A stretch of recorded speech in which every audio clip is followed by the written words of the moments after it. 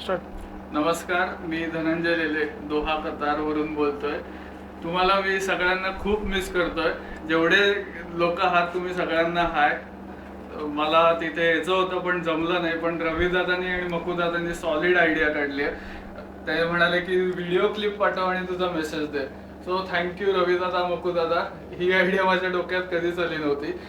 As ए अल्लाद काका superstar आहेत आणि आम्ही सुपरस्टारचे रिलेटिव्ह आहोत आणि आम्ही आमचा एक्सप्रेस करतोय मनोगत. खूप सही आयडिया आहे. काकांबद्दल सांगायचं झालं तर अल्लाद काकांना मी जेवढं ओळखत नाही तेवढे ते मला ओळखतात.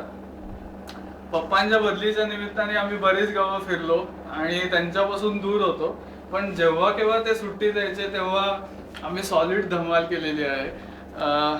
अल्लाद काका, विक्रम काका आणि मी असे तिघजणही बसलो की आमची जोकची मैफिल तर ती रंगात असते. सगळ्यांनाच माहिती आहे. ते जोक मी कधीच विसरणार नाही.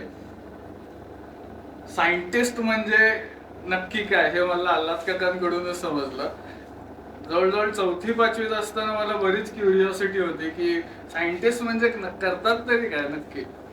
असं मी त्यांना आय थिंक रत्नागिरीला आलेले तेव्हा त्यांना मी खूप वेळा विचारलं, काका तुम्ही नक्की करता तरी काय.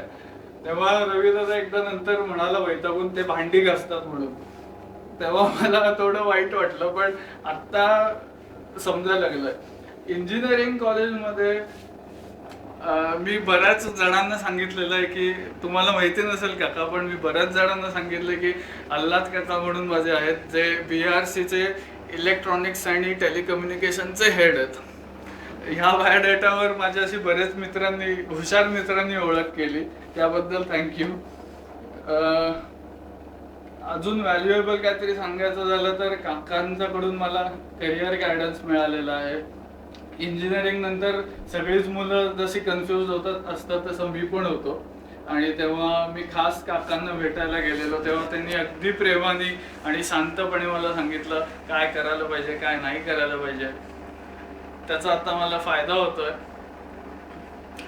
इंजिनिअरिंग कॉलेजचा एक प्रेझेंटेशनला त्यांनी मला मदत केलेली.